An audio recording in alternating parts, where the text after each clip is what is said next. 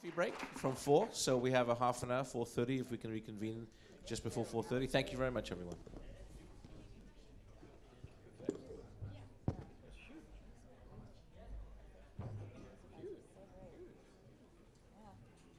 Okay, everyone, if you can please take your seats. We are moving to the last panel of today, the philosophical panel. If I could remind you, if you have a device that beeps or buzzes, Alan, you're on stage. Please turn it off, no conversations. This is a big panel. We had 5. And the topic here is the philosophy panel. Utopia versus dystopia. Are we heading towards a freenet or skynet? I'm actually not sure what freenet or skynet means. You might need to explain that. Autonomous agents, are we there yet? So Peter, Vitalik, I think we're all here. Yes. And with that, I'm going to ask everyone to be seated. Felix, thank you. And I will hand over now to Primavera. Primavera. Okay. So, well, we kept the best for the end. So we've been speaking a lot about what is all the amazing potential of the blockchain and how we can change the world and save everything with blockchain technology. Let's now look at the other side of the coin. So Skynet is Terminator. They have this, maybe someone else wants to describe Skynet better than me. Yeah, it's basically an autonomous computer defense system that at some point cannot be controlled by humans anymore. So initially, it cannot be attacked by the opponent, and then it turns against humanity. Yes. So what happens when the blockchain goes beyond our control? This is the topic of this panel. Perhaps everybody should reintroduce themselves once again, really shortly. Okay, I'm Henning, and I'm working blockchain technology at IBM. Alan Shapiro, professor, industrial design, Art University in Germany. Robin Hanson, professor of economics. I do prediction markets. Peter Asaro, I'm a professor at the New School and the Princeton Center for IT Policy, and I also am a part of the campaign to stop killer robots. Vitalik, Buterin, chief scientist of Ethereum. I do Ethereum. Okay, thank you.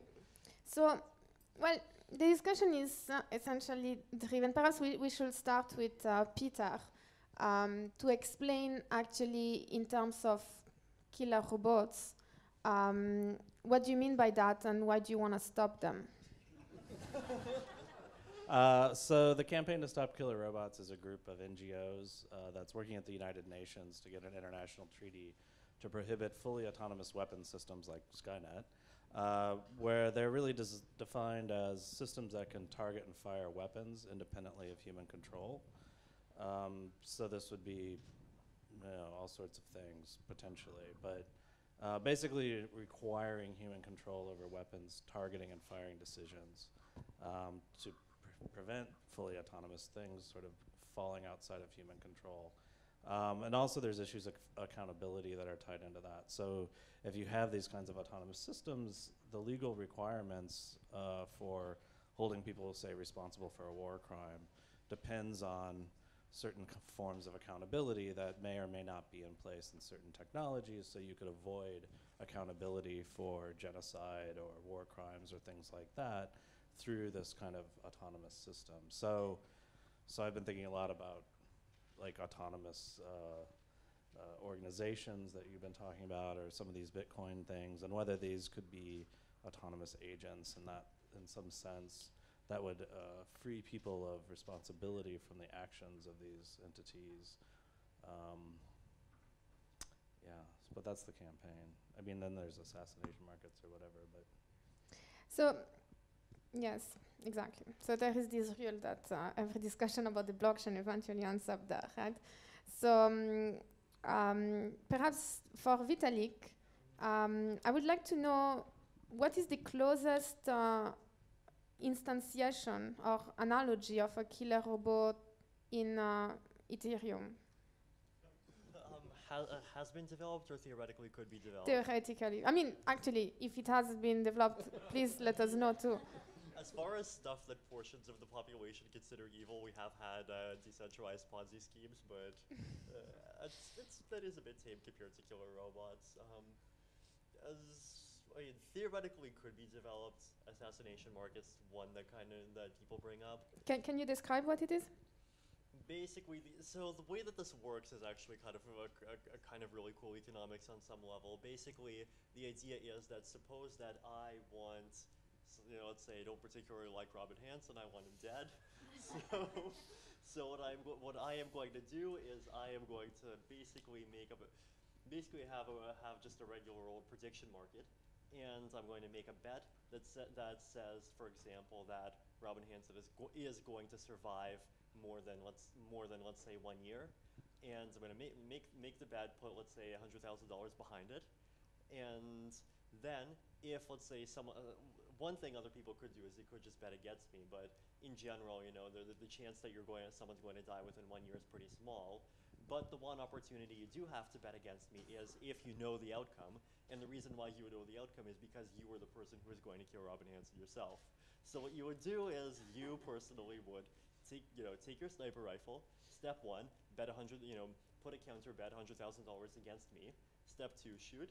Step 3, market resolves, and step 4, you sort of win and I quote lose.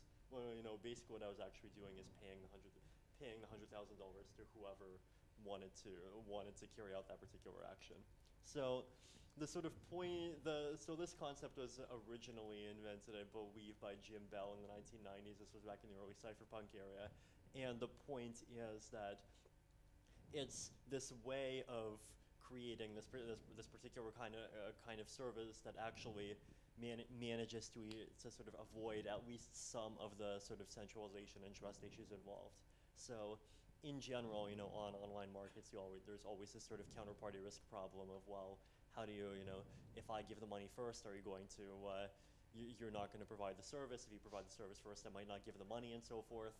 And most of the sort of naive hitman markets we've seen on the darknet so far tends to, as I understand it, pretty much all be scams. So with assassination markets, you actually use a sort of betting market-based approach in order to kind of get around that. Now, of course, there are still a bunch of issues that remain in implementing them, but it's sort of substantially closer to something really with potentially very undesirable consequences that could happen. And so, how does a assassination market actually differ in terms of like basic infrastructure from a prediction market?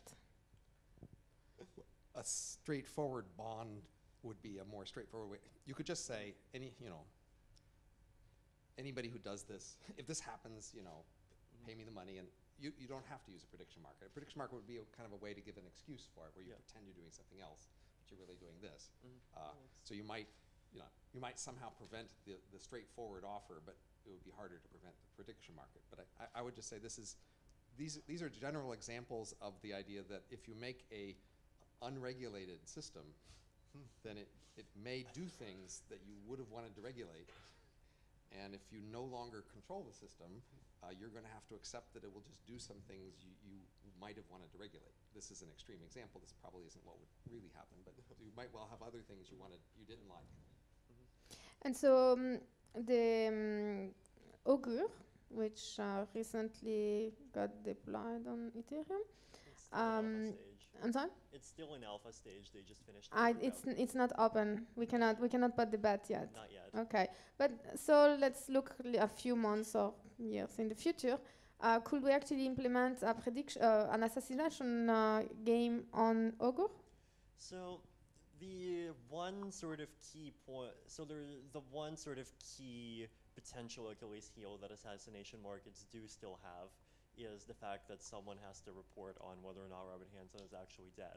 So there's two potential sort of ways in which we could sort of avoid this particular risk of extreme nastiness. One of them is that potentially one thing that Robin might do is he might see, oh look, there's an assassination market. I'm going to go to the local Hong Kong Police Department. I'm going to say, look, there's this contract.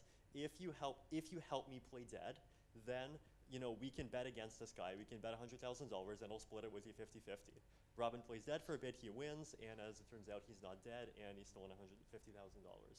So the second problem is that whoever the judges are, theoretically, they are at the end of the day going to be either people or systems in the real world that are ultimately influenceable by people.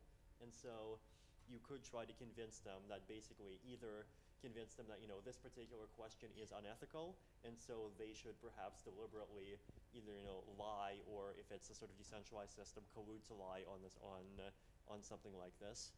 And with Augur, the way that the system's actually designed is that you have the ability on any question that's like binary, you have the ability to vote either yes or no, or this question is either too ambiguous or too unethical. And if everyone votes that, then the question doesn't resolve either way, and potentially you could even set it up so that whoever created the question gets penalized. You could make other prediction markets on Ethereum that didn't have that rule. So right, but then they'd still have to have some kind of decision rule, and so it would have to either be based on some kind of trust or whatever. Yeah.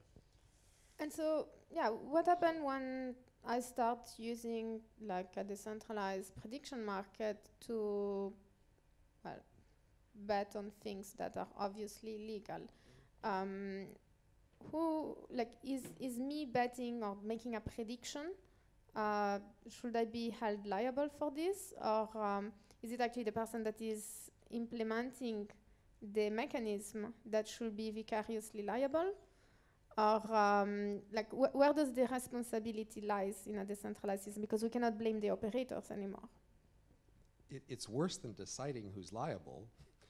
Even if you decide that address 342 is liable, you just don't have anything you can do against it.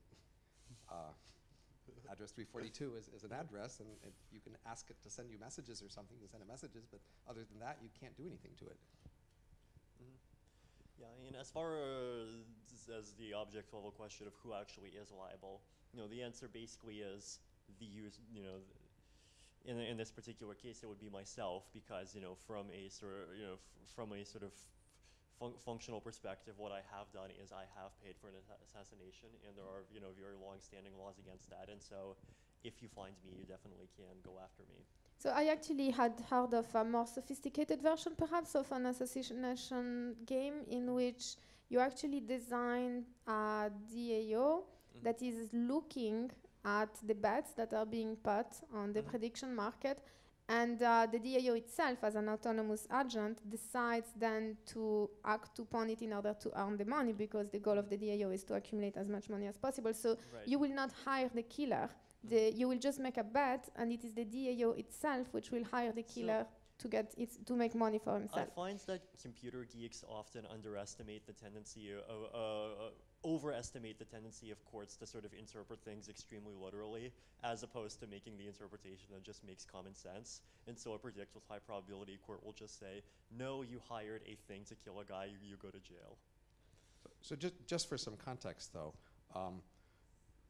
any one of you could sell short the stock of a company and then go do something to hurt that company and get similar sort of financial benefits. And in fact, that very rarely happens. So in the 1980s in the US, there was a Tylenol scare where somebody was actually poisoning Tylenol capsules, and they finally figured out, but they weren't actually selling the stock short. So people, 9/11, people thought surely the terrorists were selling short the airline stocks. They would have been able to make billions, but no, they weren't doing that. The best example I could find was looking for in a case of this was at a finance company, can't quite remember the name, there was a computer programmer. He decided to put a logic bomb in all their computers to destroy all their data. He thought that would bring down the finance company. They had backups.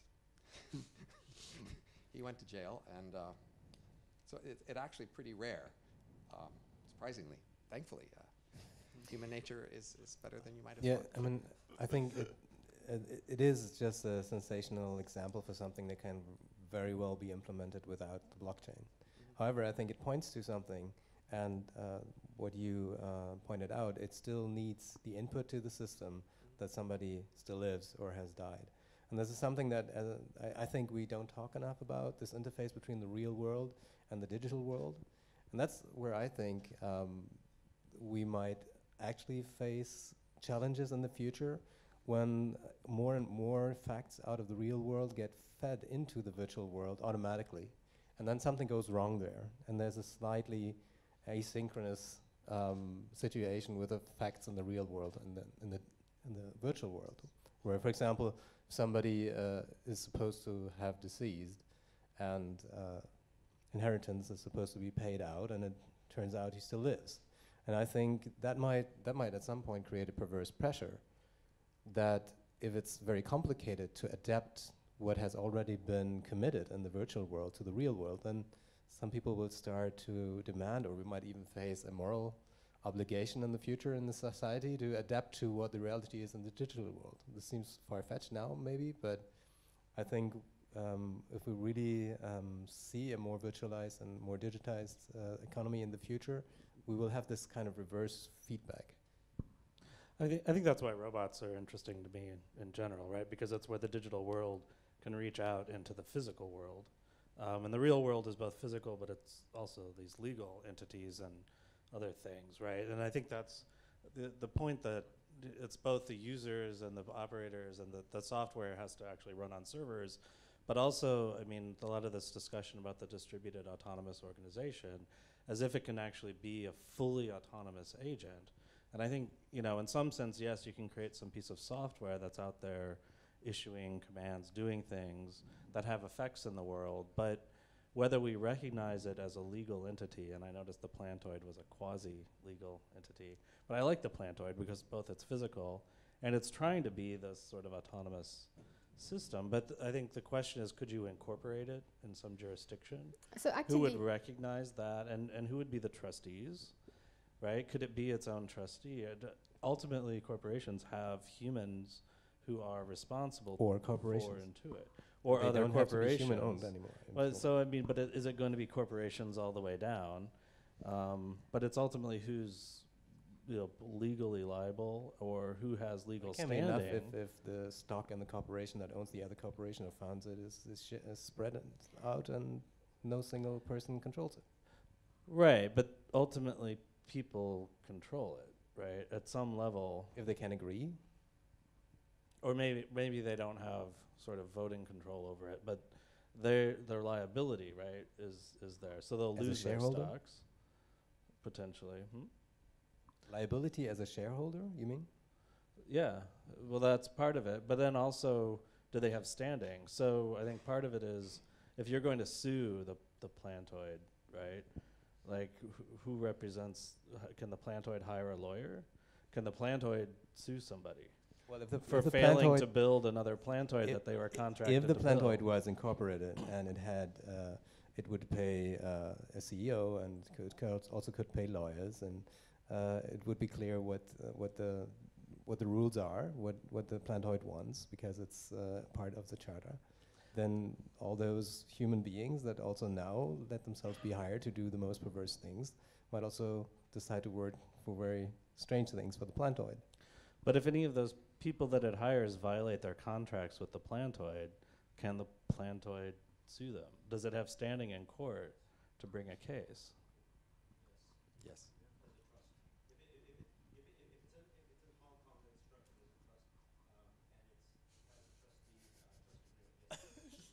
But it needs trustees, right?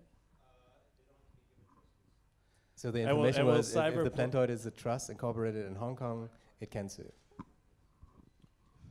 Joseph, come on. Play nice.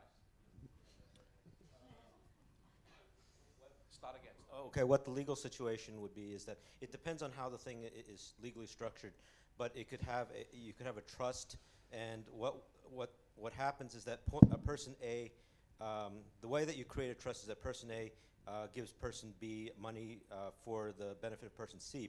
But the problem is that once you've created the trust, right, A, B, and C can just walk out of the picture and have the trust continue to exist as a legal entity, and the legal entity can hire lawyers. The lawyers can act according to the parameters of the trust agreement. And so I mean, these things already exist.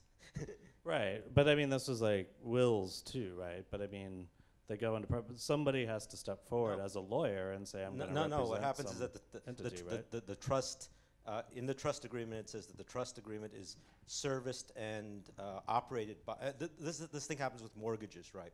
So what happens is that the mortgages go into a basket. The mortgages are owned by a trust, and the trust hires another company to service the mortgage, but they can only service the mortgage according to the parameters of the trust. And so nobody owns the trust, it just exists. Right, but as soon as somebody violates the parameters of the trust, Right. somebody needs to sue them. Yeah. But who does that? What can happen is that whoever is hurt by the violation of the trust agreement can go to court, and But is the court going to recognize the plantoid and give it legal standing? if The it's trust. if it's been properly created as a trust, yes. And the other thing is that you don't necessarily have to have legal documents to create a trust. There are things called constructive trusts by which a court will recognize that a trust exists even if there were no legal documents. But can I just without a doubt, there's a movement in America for the 28th or 29th Amendment to stop recognizing corporations as legal persons. And that's exactly because corporations cannot be put in prison. They usually pay off the fee, whatever it is. And whenever there's an oil spill or whatever it is, where a corporation as a whole does something pretty bad where nobody's going to go to prison for, and the incentives seem to be perverse enough and it's obvious enough, that becomes an issue again. So that you could have a corporation that has standing in court and then is attached to something like a plantoid, I think is without question. Well, yeah, I mean, I think these corporations are non-human legal entities, right? The question is, can these software pieces become the sort of things that own and trusts or corporations? Well, the thing is, like, a software is basically just nothing but you can, like, you have a DAO, you just incorporate an actual legal entity, and then the DAO just becomes the paper on which that legal entity. But there's the that does that incorporation, right? And I think that's part of the question is, which jurisdictions are going to allow, so we can start a corporation here in Cyberport in 3 hours. Can Plantoid sign the paperwork to start that corporation? 4 hours. I mean, it's just person A and B, and then we walk out of the picture. Would they do it for Plantoid? Is that an early application of Ethereum?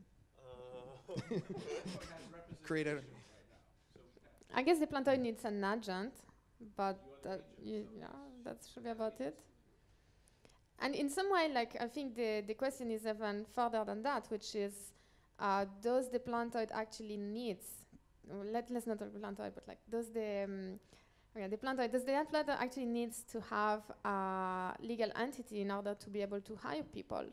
Because you can just have a smart contract that is just sending bitcoins to people, as long as someone is actually willing to accept those bitcoins and work for the plantoid.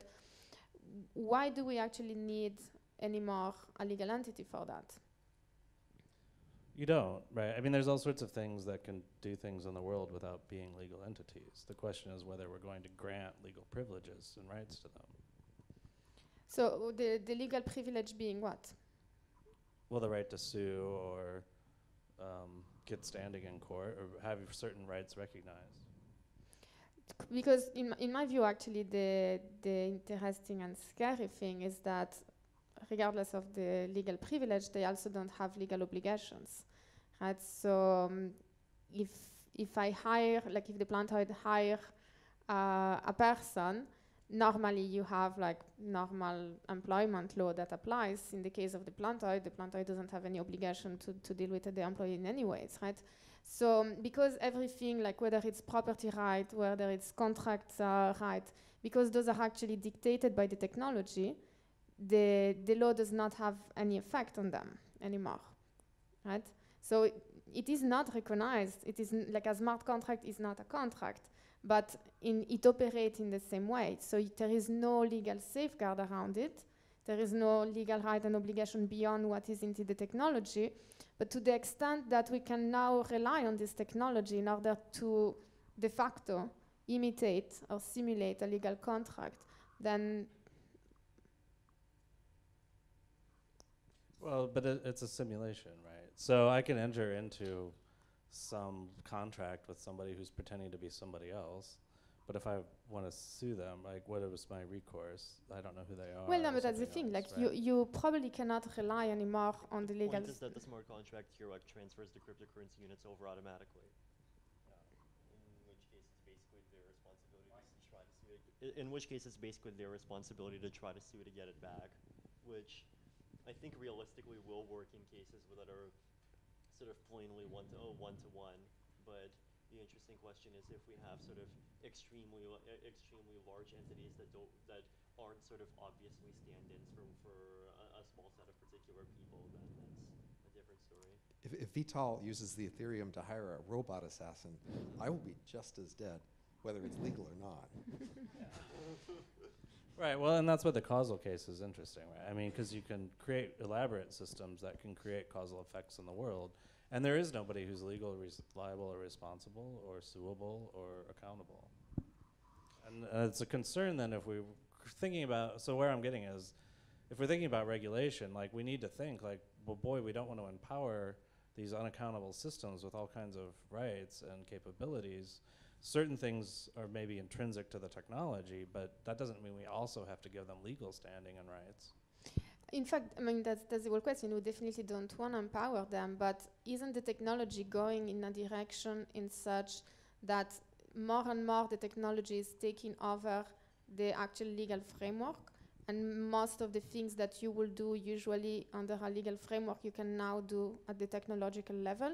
And at this point, what matters really? Is it like the technological framework or the legal framework around it? But isn't, I mean, the development originally that all of the entire legal system, which I think we all agree is too complex and is a rent seeker in a way, has developed because it couldn't be enforced in another way and in a direct way? So it's just now being disintermediated? What do you mean, sorry? Repeat the question. Well, so first there was neither the power to enforce nor legal system. So then the legal system was invented in the history of mankind. And now we have the possibility to enforce directly without the legal system. So how's that a loss then? Well, it is a loss because the legal system is designed according to very different principles than technology. The legal system is arbitrary. It is something that is flexible, that needs to be open to interpretation to a judge. Rules that are legal rules are not rules that can be codified into technology without actually losing all the granularity that they have. And so any attempt to actually reproduce a contract into a smart contract will lose all the human gray area that the legal contract that's fascinating. I mean, all the attributes you just described, I think technology has that, except for, and even the judgment that you have to supersede anything or be the actual decision. We need that. That is exactly what's missing in the picture of the assassination contract. Somebody, if you just think of it as fully automated, it's not. It's not executing as soon as somebody's dead. Somebody has to make that judgment and put that information into the system. So I think all the attributes that you just named, like flexible, arbitrary, that's all technology. Well, it is technology to the extent, so whatever is the self-executing part of the smart contract is not flexible. I can tell you that law feels damn self-executing if you're exposed to it, especially if you don't have very deep pockets. You're completely at the mercy of people who do not really care much and might even be more subjective and caring for themselves and maybe not do exactly what the intention had been when law was created. I would rather sometimes trust the machine there. So you would rather be judged by a technological rule than by a human I'm not taking the judge judge out of the picture because we still have to have the oracle too with any kind of automated enforcement. Somehow the information from the real world has to be fed into the virtual world. So you don't eliminate the situation of the position of the judge, but all the entire machinery that's completely overpriced and just and makes it impossible for ordinary people oftentimes to go to court and sue somebody because they know they can't win because the other party just has too much money. No, absolutely, and like in most contracts, in fact, like in most standard contracts, they never get enforced because it's way too expensive. Absolutely. I think that I feel that we're not addressing directly the question of utopian and dystopian, which was supposed to be the topic of this panel. This is absolutely utopian for me, what I'm just describing. Right, I agree. No, I agree with you, but I think that, you know, to address the question more directly, in the conference on blockchain, we keep talking about the trustless smart contract and relying on the technology instead of human agency, and I agree with that very much, and I agree with what you just said, but it seems that some of the other people want to like talk about the trusted smart contract, but then limit what it is, put a limit on it. You don't want to think about giving it rights and giving it a status in society, and then talking, on the other hand, in a dystopian way, thinking about dangerous technologies like assassinations and drones and bombs that we want to make sure don't get a standing in the world. So I mean, I would like to think through more what kind of, because I'm interested in the trusted smart contract, the codification of agreements and consensus in technology as an alternative to the power of state and capitalism. And I would like more direct, positive thinking about the subjectivity, the rights of this trustless technological entity. I thought that was exactly what we were just discussing. I mean, actually, that Yeah. was similar. Well, I I don't know thi- what you said, but I felt that other people saying, no, we can't give a legal status to I mean, that. even without going into like the science fictional part of like whether we want autonomous robots to have their own legal entity, I think actually the discussion we're having is actually a discussion that applies today, which is we have now this technology that allows us to create smart contracts, which allows us to codify a legal contract into a technological blockchain or device. And then the question, and perhaps maybe everybody can express themselves, is so in many ways, like to answer your question, you have like in many legal contracts which do not get enforced because most people do not, either the amount is not worth the cost of going to the enforcement. However, at least my vision is that there is an important distinction, I think, between a legal contract and a smart contract, which is that if you just translate the core clauses into technology, it's great because indeed it's optimized, it's self-executing, and then I don't need to trust that the other person is never going to breach the contract because the technology will enforce it. Where I think it's actually where the dystopia, if you want, emerge is when you get into like the edge cases, right? So you probably cannot, it's extremely complicated and costly to actually translate all the provision of to get to the granularity of an actual legal contract into a smart contract. So whenever we have like a really simple transaction, yes, that's great. It's going to be self-executed and there is no problem, and I don't need to worry about the legal enforcement. But when we enter into these like edge cases in which, you know, maybe the contract says something, but obviously any judge will realize that this is actually not the way it should have been interpreted in this particular case, then you need to specify all the possible edge cases or you need human judgment. So my question then will be like, as we start codifying contract into a technology, into blockchain or and like Internet of Things devices and whatnot, then like is it actually, according to each one of you, is it actually like an utopian vision in the sense that then we finally get this self-executing system, we can trust the technology, or we can get this trustless technology? Or is it actually a dystopian vision in the sense that we lose the ability of actually infringing the law or like breaching a rule that actually should be breached in a particular situation, and knowing that in the physical world, the judge will actually be lenient on this because rules are meant as a general guidelines, but there are always the edge cases. I'd say we're actually looking at what people call private law, which people see both positive and negative. So any one of these contracts on the blockchain could point to a judge to adjudicate disputes. That is, it could specify cases in which should be taken over by a person to judge. You don't have to have code execute all possible decisions. So the real ordinary contracts, they have things they specify clearly, and then they have parts that everybody understands will be adjudicated. Also, I think that this private law then creates a new space almost of truth, so to say. But this is something that the legal system also has in the moment, where for the sake of brevity of a process, a formal version of truth is constructed that works for law and works for interpreting the situation that led to the actual suit. And this formal that includes, for example, if you miss a deadline, then that means something.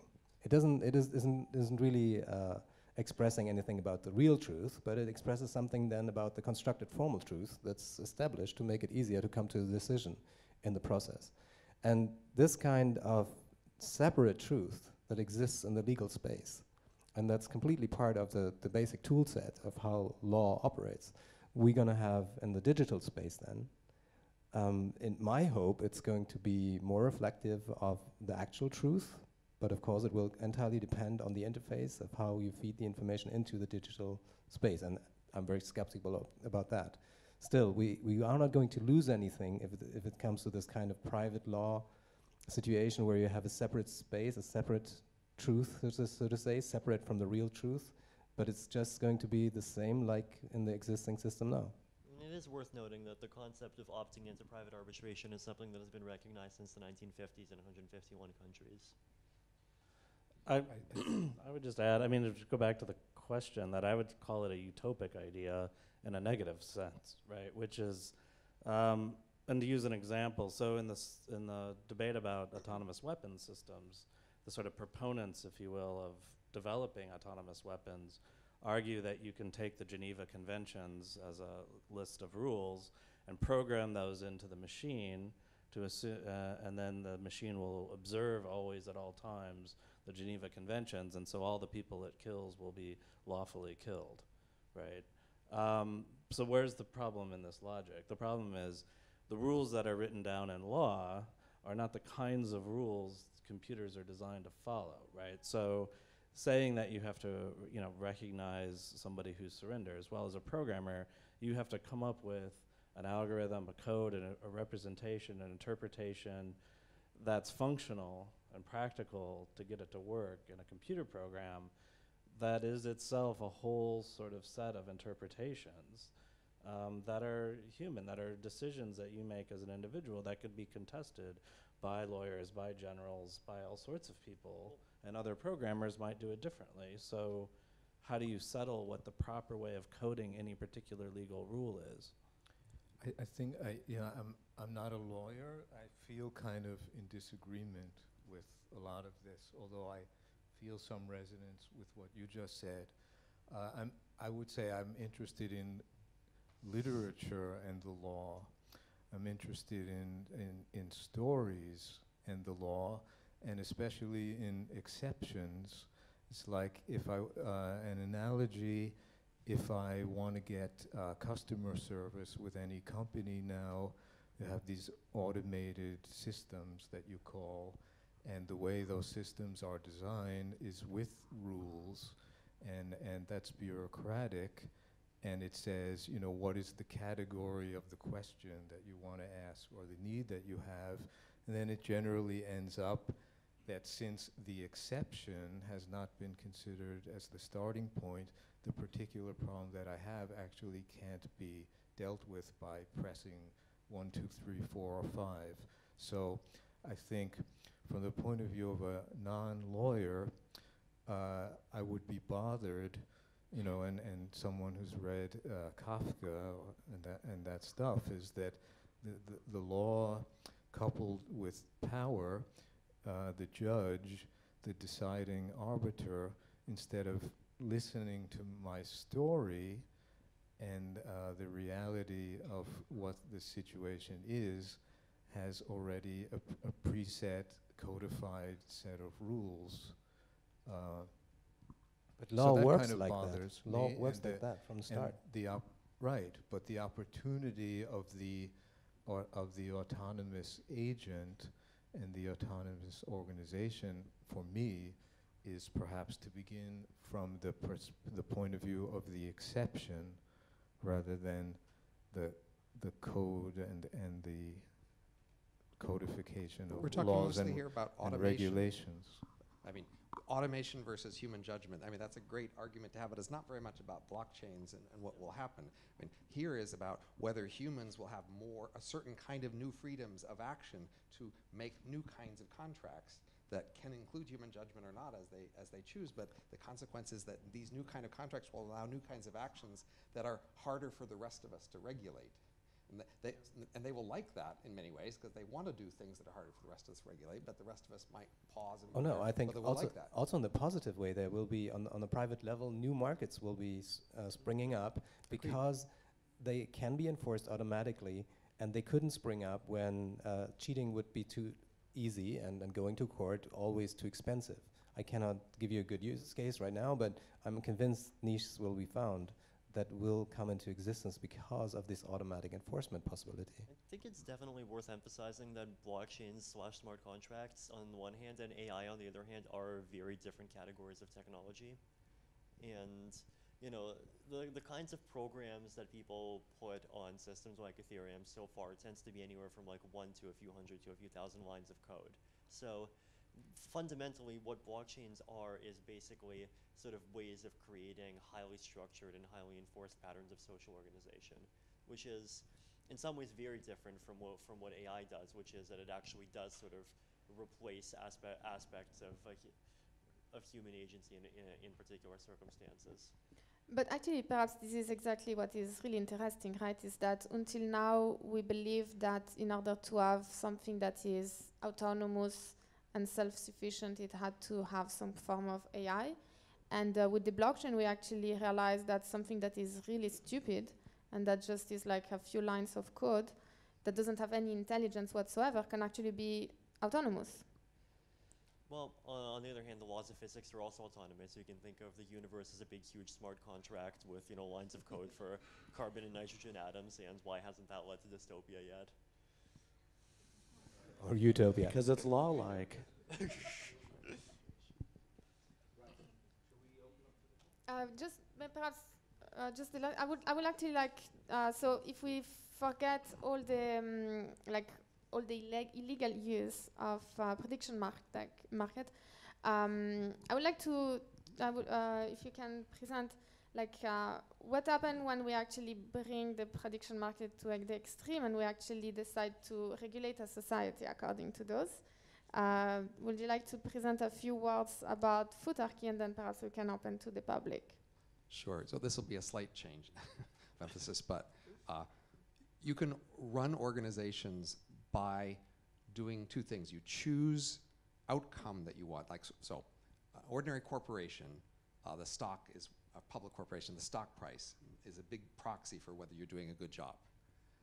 There's a big dispute about whether you should fire a CEO at any one time, and people say that they don't fire CEOs often enough. The board of directors is too shy. So one way that you could just use a prediction market to decide when to fire the CEO is you create a market where people trade the stock of the company conditional on the CEO leaving this quarter. And in that market, the price is an estimate of what the company's worth if the CEO leaves. And then you create another market where you're trading the stock conditional on the CEO staying this quarter, and that's an estimate of the stock value of the company if the CEO stays. And the difference in those two prices is an estimate of whether the CEO should stay. So you could imagine just acting on those market prices to decide whether to dump the CEO. So Futarchy is basically this idea: is an organization picks an outcome measure like the stock price, but it could be something else, or it could be complicated. And then for each decision, they ask the market, would we be better off, according to our outcome measure, if we made the decision this way or that, and you just do whatever the market says? So it, of course, has limitations. If you choose an outcome measure that doesn't include everything you care about, you may get things you don't care about, but it would be very effective at aggregating information to produce the outcome you said you wanted. Okay, and so as the last question to the panel, perhaps we will start with you because you seem to know a lot about this. Would you actually like to live in a society which is regulated with a system such as Futterkey? And if yes, why? And if no, why? Yes, because I think the main thing that goes wrong in our societies is we are just confused about the consequences of our choices. Yes, we disagree about the outcome measures we care about, but we get that wrong less than just being completely wrong about whether any particular war or regulation or something else will actually have the effects we think it does. We're just really wrong a lot. I'd say, I'd love to try just because it sounds fun. I'll be the pessimist. No, because, well, so one, there's this huge faith in the market, which can be smart in certain circumstances. It gathers information in ways that you don't know or understand, right? So to me, it's a black box decision process, right? So, and if it's successful, okay, over time or over iterations, maybe it's okay. But in any particular case, you don't necessarily know why it's working. And what we do know about markets is there's often bubbles, overinflated values, and tulip bulbs become incredibly valuable and things like that. So why are we trusting in these processes? Now, maybe it's better than some other arbitrary process. Okay, fine. But maybe there's actually ways of developing knowledge that has an empirical basis and is somehow structured and informed by actual understanding of a situation or a decision. And those are always better than an arbitrary inflated market. Well, the way I would like to answer the question is to go back to one of the central questions of the last panel, which was the monetization of social interaction, and whether that is utopian or dystopian. I think that what I was thinking during that panel is that it all depends on whether we allow ourselves to think about the transformation of what money is. If money continues to be, as Karl Marx said, if money is a matrix that's the universal equivalent of all goods and services quantified and is thereby diminishing the uniqueness or singularity of each object and service in the world, then we're going to commodify everything in sort of a bad dystopian way. If, on the other hand, we consider how anthropology has discovered in looking at Chinese historical societies, non-Western so-called primitive societies, that for them the economic sphere was not a separate sphere. It was integrated with culture, with systems of gift-giving, and what anthropologists call symbolic exchange as opposed to economic exchange. We have many, of course, money is much more than what Karl Marx said. We have many, many aspects of the virtualization of money in what banks and Wall Streets do with money. So I would hope that Ethereum and this community would consider that the monetization of social interaction in this platform could be something utopian if we're thinking more of changing what money is and being able to conceptualize that. I think that was one of the two cornerstones in addition to the trustless idea. But then I would still come back and say that the law is also like money. But Okay, no, I think that was a great closing remark. I pass. First of all, let's just give a big round of applause.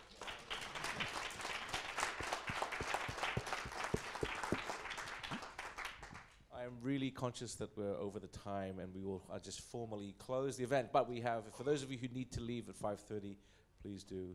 I just want to keep those who have questions. Just a parenthesis, there is actually, after, for those that wants to stay, we added in last minute a talk by Jean Bennett on IPFS. Okay. Okay. So let's just take, how many questions do we have? One, two. Two questions. So with your permission, we'll just take those two questions. Then one, can you do that? And then, okay? So, let's go. I'll be quick. UK lawyer. So it's just a comment, really, a couple of comments. First comment is when we talk about a decentralized autonomous organization, we think that it's some kind of abstract concept, but the reality is the judge will look at it in accordance to the local laws wherever there's been an incident, let's say non-performance. And one of the key things that anyone who's building on Ethereum or any decentralized system, they need to bear in mind is in most jurisdictions, when you enter into a cooperative arrangement with someone, so let's say myself and this gentleman, we both enter into a cooperative arrangement to establish a DAO. We are in fact entering into a partnership. And one of the key things of a partnership is it's not a very good legal entity, frankly, because it has unlimited liability attributed to it in most common law jurisdictions. So if that DAO were to commit, some kind of liability, create a liability, we would be responsible for that liability in a common law jurisdiction. So anyone who's building a DAO needs to consider the appropriate legal vehicle for that DAO. So the best legal vehicle in, for example, the UK would be a limited liability partnership. So the DAO would be the administrator, essentially, of this legal entity, but the partners, who are the founders of this legal entity, who are benefiting from it, they would benefit from it, but not take the liability for the actions of the DAO. So that's the first comment. And the second comment, really quick. Sorry to figure out. Yeah. Sorry. The second comment was really. Anyway, I'll pass it on, and maybe I can speak with other people afterwards if they're interested about the legal side of it.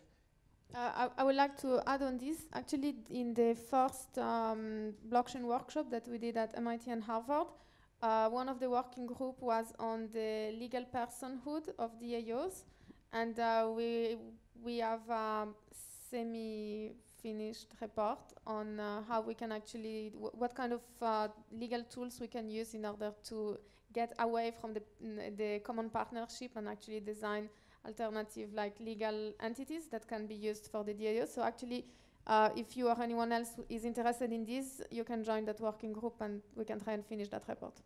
Okay, that's fantastic. The second point I just wanted to raise was about context. So I feel like the discussion is at polar opposites, where it's like automated world on one side and legal system on the other. Whereas it's really somewhere in the middle. The automated system itself offers a lot of efficiency. The fact is, if I enter into an agreement with someone, we just write it on a scrap of paper and pass it to each other. And if there's an element of enforcement, it will depend on economic circumstance. So can I sue this person? Do I have enough money? And most people don't.